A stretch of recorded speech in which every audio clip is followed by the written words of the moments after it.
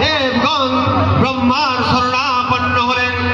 ব্রহ্মার পদে মহিষাসুর অপরাজেয়, তার দ্বারা দৈত্যরাজের ক্ষয় সম্ভব নয় জেনে তার এই নির্দেশে আমার বৃন্দ কমল যোনি বিধাতাকে মুখপাত্র করে বৈকুণ্ঠে গিয়ে দেখলেন হরিহর আলাপনে রত। ব্রহ্মা সমুখে নিবেদন করলেন মহিষাসুরের দুর্বিষ অত্যাচার কাহিনী।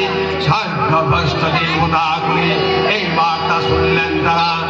শান্ত যোগীবর মহাদেবের সুগৌর মুখমণ্ডল ক্রোধে রক্ত জবার মতো আগাবরণ ধারণ করলে, আর শঙ্খচক্র গদা পদ্মধারী নারায়ণের ভ্রুকুটি হয়ে উঠল। তখন মহাশক্তির আহ্বানে গগনে গগনে নিনারিত হল মহাশঙ্খ। বিশ্বজনীর বিষ্ণু বদন থেকে তেজরাশি বিচ্ছুরিত হল। ব্রহ্মা ও দেবগণের আনন্দে তেজ নির্গত হল। এই পর্বত প্রমাণ জ্যোতি প্রজ্বলিত হুতাশনের ন্যায় এক প্রমাণ কিরণে দিগমণ্ডল পূর্ণ করে দিলে।